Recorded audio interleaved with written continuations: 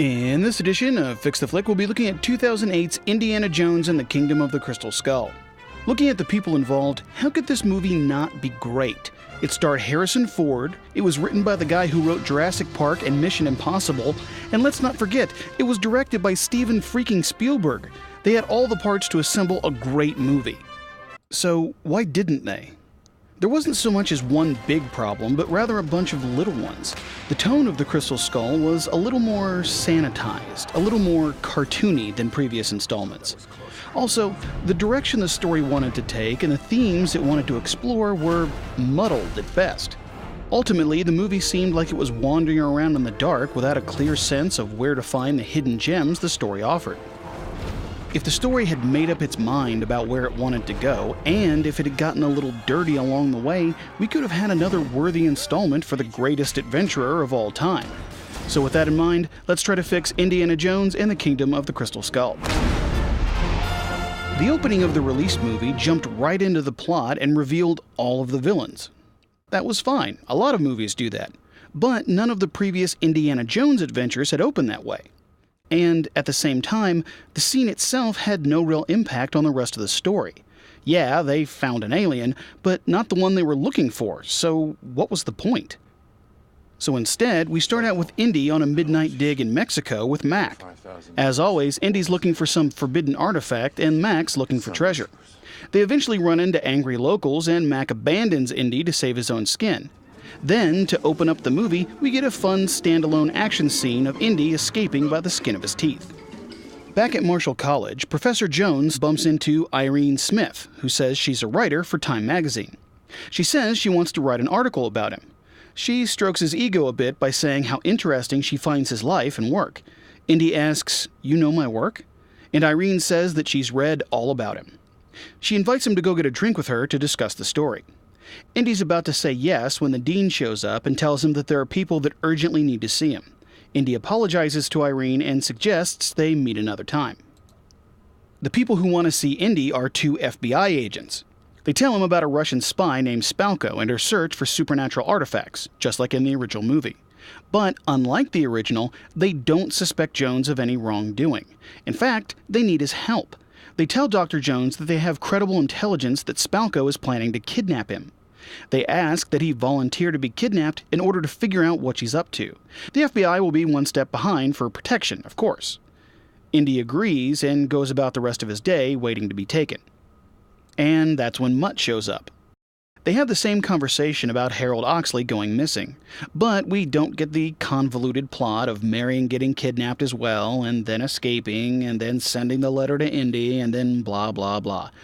Instead, Mutt goes to Indy because he has nowhere else to turn, and Mutt's mother talked about him being a really stand-up guy. But Mutt doesn't believe that part. In fact, he shows a lot of hostility toward Indy. And when asked why, Mutt tells him that that's because he's his father. That's right, if Indy finds out that Mutt is his son right off the bat, that relationship now has room to develop, instead of a silly reveal more than halfway through the movie. His name is Henry. Henry, good name. He's your son. And as soon as Indy realizes that Mutt is his son, he tries to get rid of him. Remember, Indy is scheduled to get kidnapped at any time, and he doesn't want Mutt to get put in danger. The problem with that is now Mutt feels rejected, and the father-son meeting goes really, really badly. Bad gets worse, however, when the KGB show up. Choosing to protect Mutt, Indy fights back, and now we get the motorcycle chase through the campus. Get on, Chris!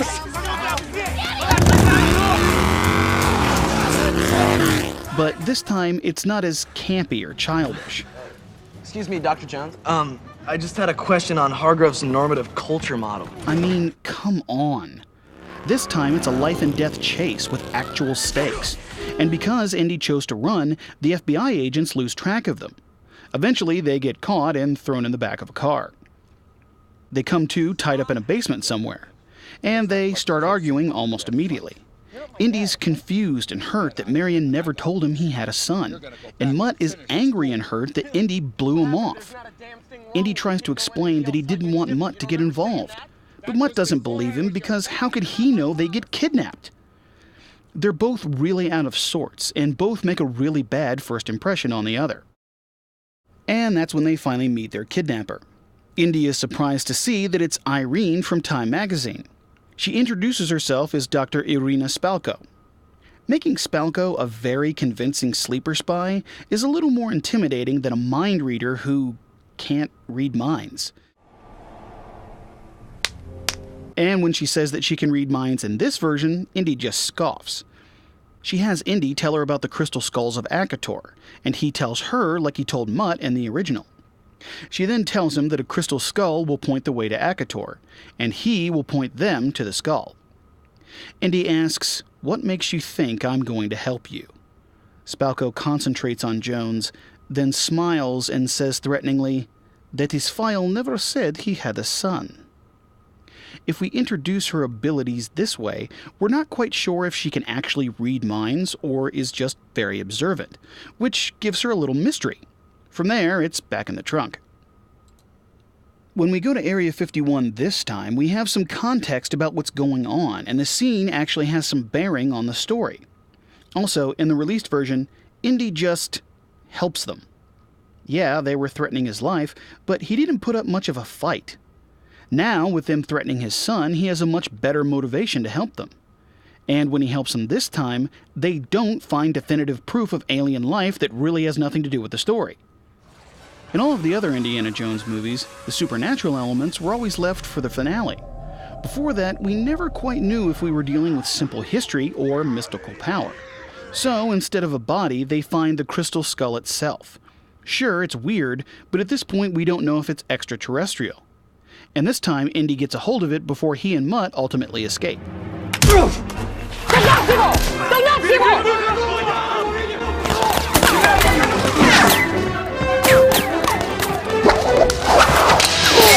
Once they're free, they figure out that the Russians were the ones who kidnapped Oxley for his knowledge of Akator, and that the FBI won't care about getting him back if they get the skull.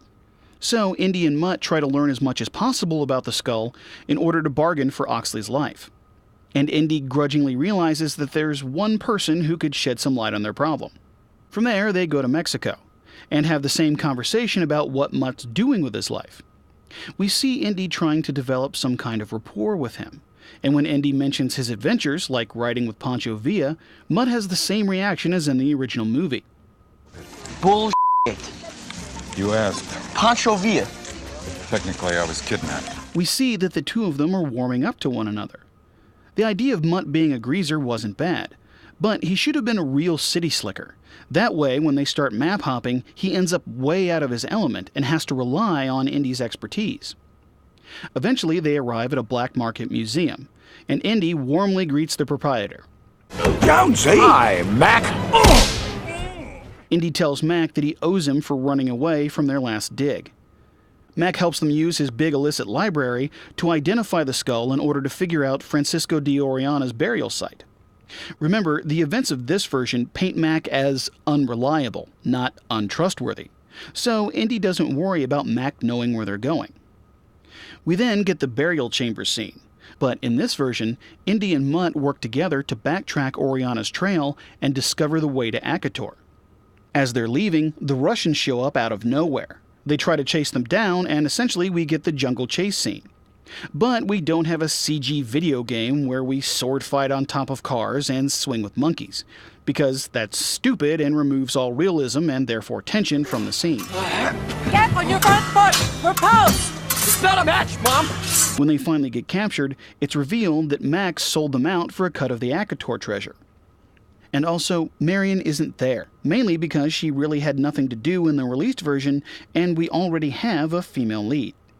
But Indy and Mutt do meet up with Oxley, and this time around, Oxley hasn't been mind-warped by a mystical skull.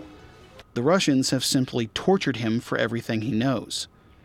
This shows how bad the villains of this story can really be, and reminds us just how far they're willing to go. Indy's torture goes the same as the released version. In fact, the little speech Spalko made about her plans is pretty menacing, and effectively sets the stakes for the movie's final act. We will change you, Dr. Jones. We will turn you into us. And the best part, you won't even know it's happening. Afterward, Indy is thrown back into Mutt's cell, delirious. He apologizes to Mutt for not being there for him, and talks about his own rocky relationship with his father, and admits that things might have been the same between him and Mutt. Nevertheless, Indy says that he regrets never having known him. And Mutt realizes that maybe their lack of relationship isn't entirely Indy's fault. When the Russians leave for Akator, they bring Indy along because he knows where it is, and Mutt and Ox come along as leverage against his good behavior.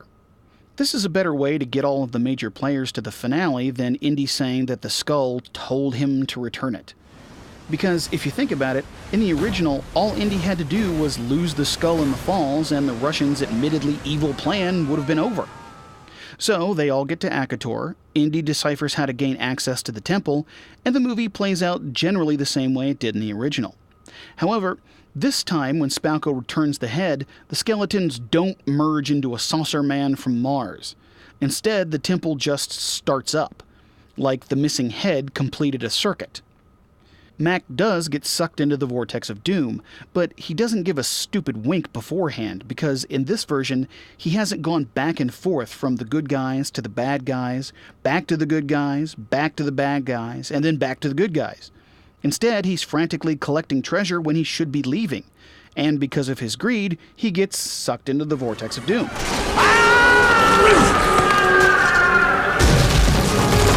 And Spalko, getting input from all 13 skulls at once, gets what she wished for in the first place.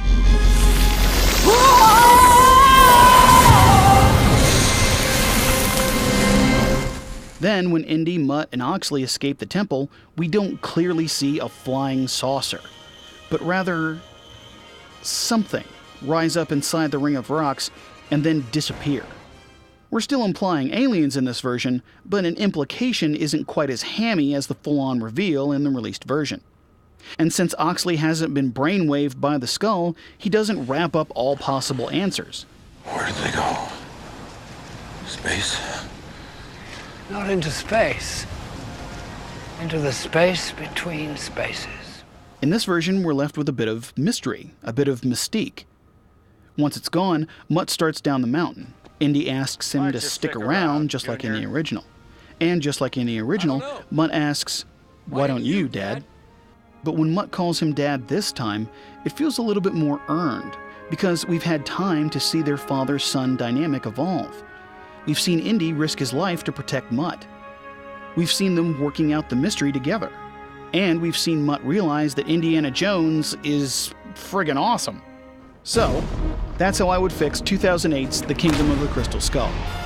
Are there any movies that you think are in need of repair? If so, email me at the link down below or post a comment. And remember to click like and subscribe if you want to see more movies get fixed. Until next time...